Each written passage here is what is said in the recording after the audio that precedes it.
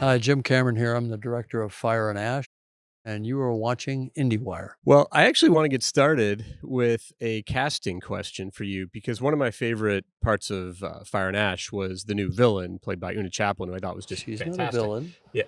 Okay. She Well, just has her own agenda. all right. Well, be that as it may, I'm just curious about the casting process because, again, I thought her performance was fantastic. How did you land on her? How difficult was it to cast that role? I audition very carefully. So usually I'll get some kind of a recommendation, or I might see a tape or something like that, and I'll down select two people that I want to see and work with. So to me, it's not. I mean, when you see a casting set, I don't know how other people do it, but when you see it in movies, there's a bunch of people sitting like a panel of dance judges in flash dance, right? And then somebody comes in, reads the scene, and they say, "Thank you for coming in," and they walk out, right? I don't know how much of that is accurate. I don't work that way. So I make sure I schedule it so I have a minimum of a half hour and up to an hour with anybody that I'm interested in. And usually I've down selected down to, I don't know, 5, 6 people or so. Because first of all, I want to meet the actor. I want to see them in the flesh. I want to see, what their affect is and how they might look on camera. And I operate myself with an HD camera. We even do a little bit of lighting, nothing elaborate, but just a little bit that's sort of kind and models the face. And then I bring in my troupe players, one or two, whatever the scene needs, to support them in the read. If they've come prepared and they know the lines, then we do the scene. We'll put another actor or two actors there with them to actually do the scene. I want to see what their impulse is. So first of all, I let them play it their way, meaning they must have modeled something in their mind coming in and prepared, maybe with an acting coach or maybe just their own imagination. And then I want to see how they can volley with me. You know what I mean? So I'll say, what if we do it like this? Or maybe let's build to a different moment in the scene. And so I just start throwing little things to them to see if they can catch that and run with it. And I find some actors are very rigid. They can only do it the way they're prepared. And other actors are completely fluid and find it fun and interesting. And I want to see if it's somebody that I can work with and communicate with, and that we can drive toward a creative conclusion.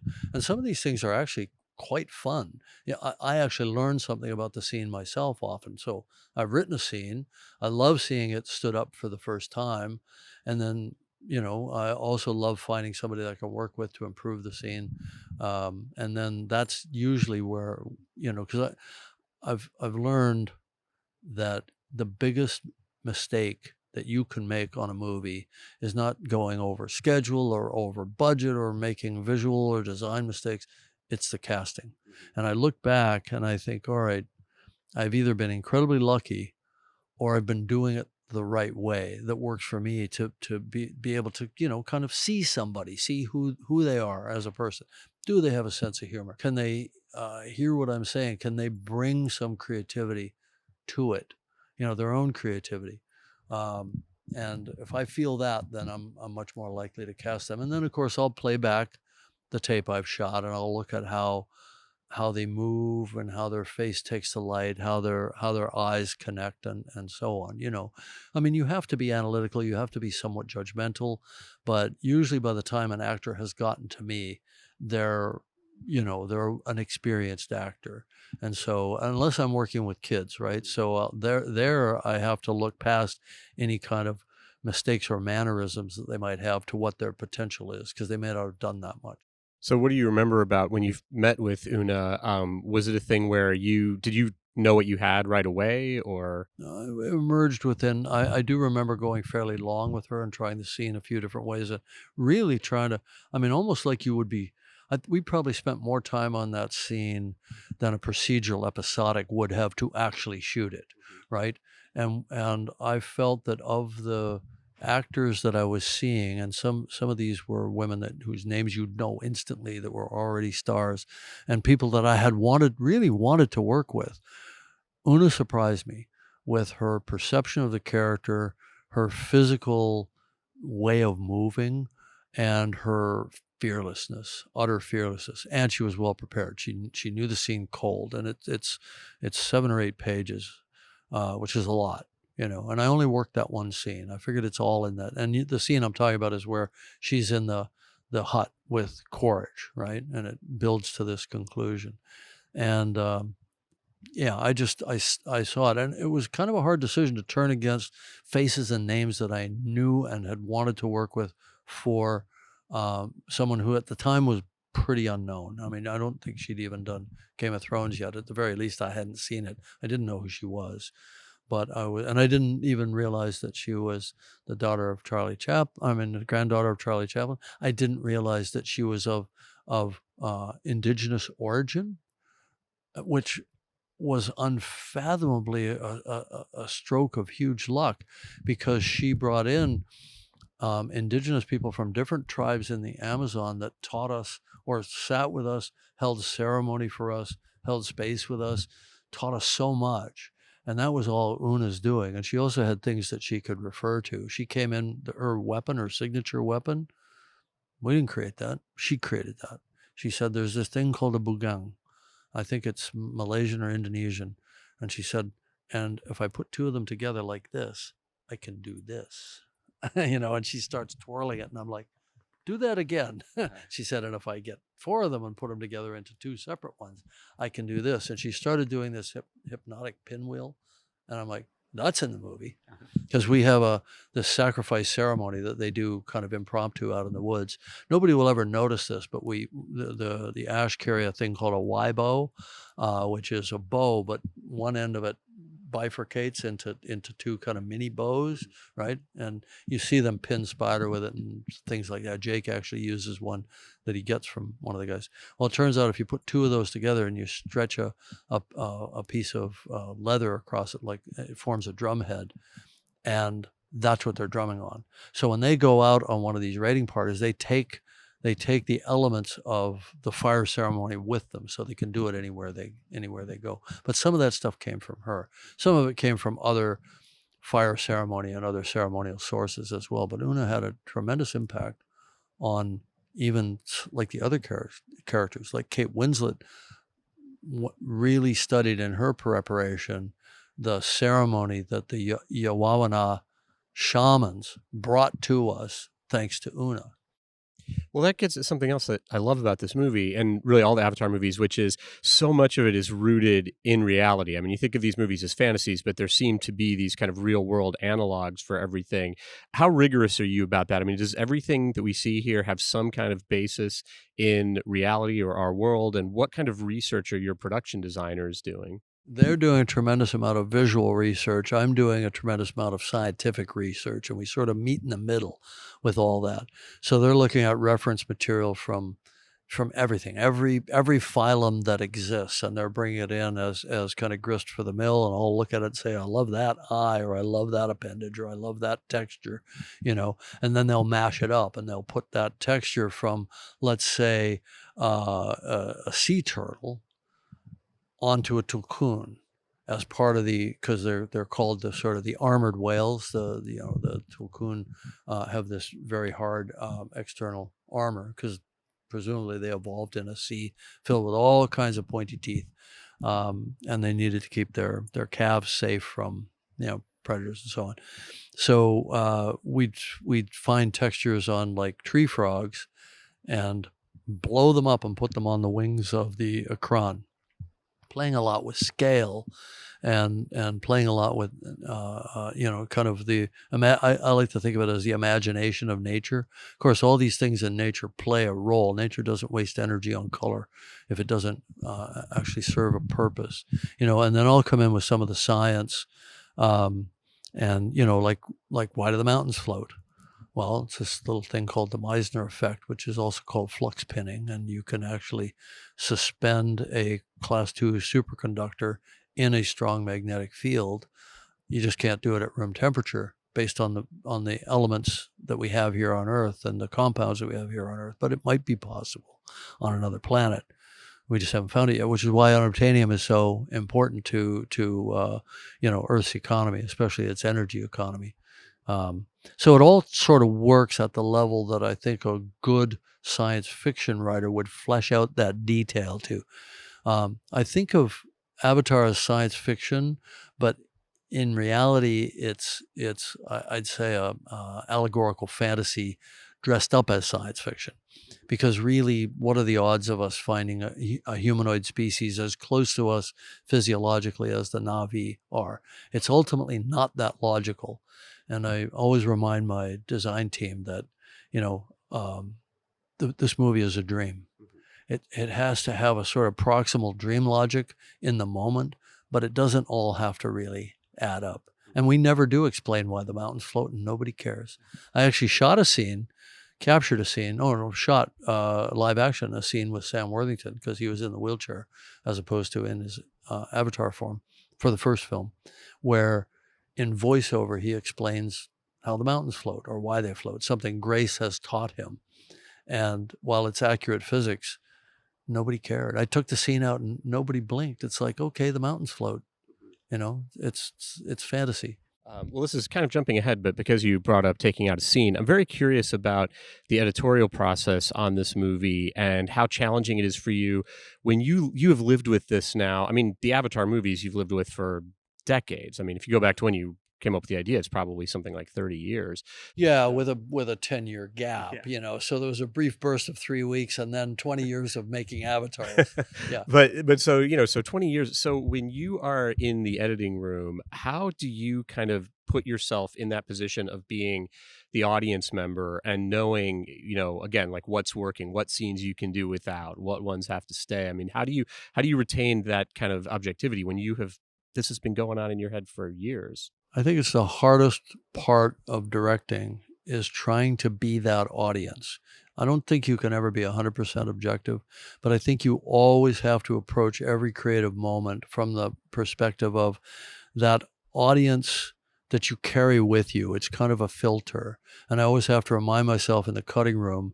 So I'm one of the editors as well. We typically run with 3 editors. Sometimes we've gotten up to as many as 4 at one time because we're divided between LA and New Zealand. And I want an editor with me while I'm doing virtual camera in New Zealand. And then my second unit director's in LA, and he has an editor with him on stage while he's doing second unit virtual camera.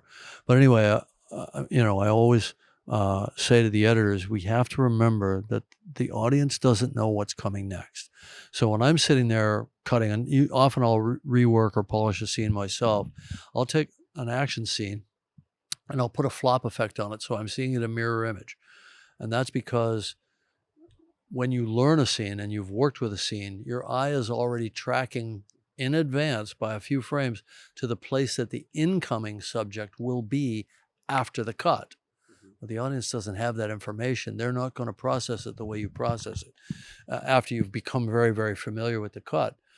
So the flow of consciousness through a cut narrative sequence, you have to constantly condition yourself to see it for the first time. So sometimes when I get toward the end where I'm pretty happy with an action scene, I'll flop it. And then I have to run it twice. Once to deprogram that reflex back to 0, and then once to watch it and feel comfortable with the flow of image replacement. And sometimes I catch things that just don't work. And I learned that trick on Titanic, and I've used it ever since. So yeah, but that's not, I think you're talking about it at more of a higher level, like how am I perceiving the narrative? What am I remembering from what I've been taught an hour earlier and applying it? And I always have to remind myself the audience is smarter than you think. Sometimes they're dumb in the sense that, that was obvious, guys, and you didn't catch it. Well, that's just because you didn't sell it or you didn't present it in a way that they could process.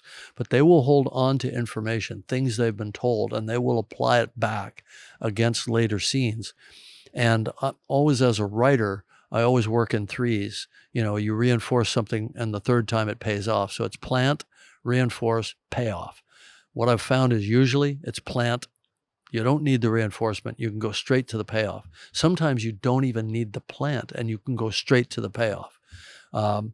Just because of context and because of them imagining around the edges of what you're showing, right?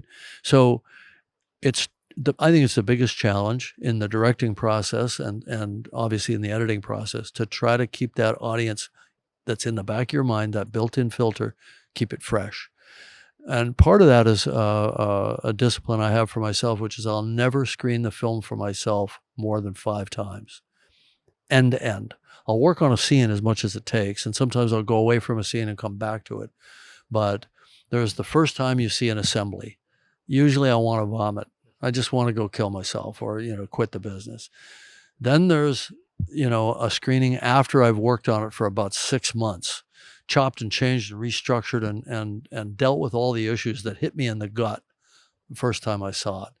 And then I usually start to get a little overconfident. It's like, oh, this is great. This is working. Wow, this is really cool. Then the next time I watch it, typically I puke again. So it's a bit of a sinusoidal, but I think of it as an inverse asymptotic curve. It's big and it gets smaller and smaller until you finally arrive at where you don't hate anything and you're relatively pleased with it. And that involves, in the case of this film, Fire and Ash, we probably took out over a half hour of material. Some of that was just finding a new on-ramp to a scene that didn't need the preamble. Some of it was full scene lifts. And I always look for those big scenes that I can just take out, just rip them out bleeding and see if it still hangs together, because that's where you make up the most time. And then you get down to you're niggling with 7-frame cuts. Well, the pacing in the movie is really finely calibrated. Like, I've seen it 3 times and I never get exhausted or bored by it. And I think part of that is you do a really nice job of balancing these huge spectacle scenes there's a lot of very kind of intimate, just couple of people talking. And those are actually some of my favorite scenes in the movie. Exactly, right? So Korch and Varaang in the yurt, right? Jake and Neytiri with their marriage being challenged and collapsing before our eyes, some of the scenes with Spider and Kiri and so on. The revelation to me coming out of the end of this film is that some of the most powerful scenes in the movie are just simple two-handers with 3 to 4 pages of dialogue. The characters are just so fascinating and so watchable because of the CG process. They seem very alive, though they're impossible, that you still watch it, So some of that stuff is soap opera level melodrama, in a sense. But because we care about these people and we're going on their journey, we stay in for it, right? And if I didn't think that was working, I'd have taken it out, because I'm pretty merciless. I mean, I'm really merciless. I come in with what I call the velvet chainsaw, and we're going to start hogging big chunks out of this. And it's not like we have like A scenes and B scenes that aren't as good. We shoot everything up to a level, of a certain level of excellence or a standard, working with the actors. We don't abandon a scene. We don't do anything cursory. So the things you're taking out are perfectly good moments. It's just in the overall orchestration, it turns out we didn't need them. They were belaboring a point, too much setup, that sort of thing. Having been doing this for over 40 years, do you get any better at recognizing what those things are going to be that you don't need, or does it still surprise you? What I find is if you overly edit at the script stage, sometimes you miss some lightning strikes that are actually pretty great. I think especially in performance capture, because you gotta bring it more into focus before you can really judge a scene. I want to be there with the actors, and it's so quick, so relatively inexpensive to do a scene in performance capture. I always overwrite it a little bit, and then ideally the thing I will change going forward is I'll be more merciless in my edits before I get it through the pipeline and we're actually spending serious money on the scene. And for the most part, we do that. But every once in a while, you think there's no version of this movie that doesn't have this scene in it. God damn it. So we ship it off to Weta and they do a fantastic job. And then ultimately you realize, I don't need the scene. And there's nothing more heartbreaking than taking out a fully rendered scene. We don't do that very often, but it has happened. Well, I agree with you that some of the most powerful scenes in the movie are just the two-handers. And I think, again, that speaks to this performance capture process and how it has changed your relationship with the actors. You've talked a lot about how it's kind of liberated you, it's liberated them, it gives you so much more focus on them. And I feel like you've talked about it a lot, but I still want people to really understand this, because I was thinking about Sigourney Weaver's performance in this movie, and she's in her 70s and she's playing a teenager. Yeah. If she did this in a movie with makeup and prosthetics, she would be nominated for every award there is if to you give could have actors. done that, if you could have even pulled that off, right? Yeah. But she is, that is what she is doing. She is giving a full performance as a teenager here. It's so counterintuitive that people seem to instinctively get their minds around adult actors playing adult characters. You know, Sam maps to Jake, Zoe maps to Neytiri in a way that people don't really question. But when they hear Sigourney is doing a 15-year-old, they call it voicing. And it shows up over and over. It drives me nuts. She's not voicing Kiri. If you're voicing a character for an animated film, you're basically in a sound booth for a couple days, maybe 3 days, right? Depending on how big the character is. She was on these films for 18 months. You know, she's doing everything. She's acting everything. It's every glance, every breath, every hand gesture, every step she takes. It's 100% physical, mental, vocal, heartfelt performance, full body. And that's the part people have a hard time processing. She had to play a 15-year-old in the stance, in the posture, in the movement, and especially not just any 15-year-old, but a very kind of introverted and anxious teenager, which she said many times that she was a very introverted and anxious teenager, and never really kind of found her footing at that age until years later. Yeah, I mean, her gestures and her body language and everything are incredible. And how challenging is it working with the visual effects people and what and everything to really make sure that you are accurately representing what she gave you on the day? They have been fully enculturated by the first movie to know to defend the actor to the death, right? So sometimes the hands don't quite line up with what they're gripping as a character because your character proportions are different. My hand might be captured out here when it's supposed to be here. Well, that's a no-brainer adjustment. You just do a little motion, a little what they call an IK chain, inverse kinematics, right? And you just push the hand to where it's supposed to be. But that's not violating. The actor's intention was clear to grab that thing. I'm just using that as a dumb example. But whenever we can correctly deduce what the actor fully intended to do, we just make sure that all works. But other than that, we don't get creative at all, except for one area. The ears. The ears are expressive, so we have to be very mindful of the actor's expressed emotional state, and then we have a vocabulary based on cats and dogs for the ears. We have a vocabulary mostly from cats for the tails, and not necessarily just domestic cats, but big cats in the wild. And the actors love it, because as long as we're correct and we're not working against what they were trying to say. But it's pretty. We even do a moment in the second film where Jake is looking at Neytiri and she's sort of pacing, but her tail's flicking in a very specific way, which is there's a stiffness in the tail with a sharp twist at the end. And he knows how pissed off she is, right? And he says, "What?" And she hasn't said a word. Right? And he's reading her tail and obviously her body language as well. But, so we have a little bit of fun, but it's always additive. It's never subtractive. Now, I know that, this technology was largely developed because in a way it's the only way you could tell this story. You can't do it without it. But have you thought about what are some of the other applications of this technology? Like, for example, say I wanted to make a movie about Napoleon and I thought Jacob Elordi is the world's best actor and I want Jacob Elordi to play Napoleon. Is this something that you think could... You could absolutely do it. I mean, if you as a filmmaker thought that was worth it and you wanted it to look exactly like every portrait of Napoleon, so it was Napoleon, and you had an actor that bought into that idea, and actors fall out across a whole spectrum of, no, it's going to be my face, it's going to be my interpretation. I'm going to be so fluid in my demeanor that I can play that guy, even without makeup. I can't remember which movie it was. I think it was Oliver Stone's Nixon, where it was like, we're not even going to do the nose, right? It's going to be an acted Nixon versus going all the way down the rabbit hole of playing, let's say, Churchill with a fat suit and all the makeup and the jowls and everything, and going to make the actor look exactly like Churchill. Now that actor has got a double challenge. They not only have to play Churchill, but they have to somehow do it through however many pounds of makeup, however many layers of prosthetic makeup. I would say if you're going to that end of it, then do it this way, because now the emotiveness is not muted by the prosthetic makeup. I went down this path I had noodled around with it a bit on The Abyss, and then we committed to it on Terminator 2 with the liquid metal guy, the T-1000, and Stan Winston had been my close creative partner on that film doing the prosthetics part of the T-1000, and then ILM did the CG part.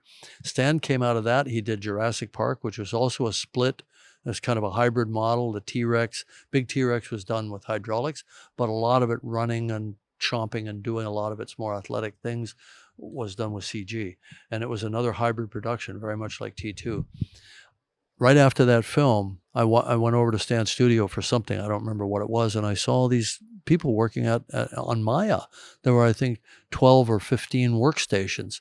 I said, Stan, what are you doing? He said, CG is the future of character and creature creation. I said, you really believe that? And he said, absolutely. And this is a guy that was all based in foam rubber and hydraulics and cables and puppeteering and all of that stuff. I said, so do I. We should start a company. Why have 15 people when you can have 500? And that's what we did.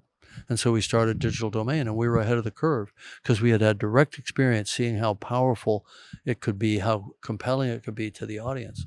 So we went down that path and we never looked back, In fact, the first time we got a shot of Neytiri that was a finished, approved shot, it was actually 5 or 6 shots in the same sequence. When she sees Jake in the forest in the first Avatar, and she draws her bow and the wood sprite lands, and you see her introduced in this very tight close-up.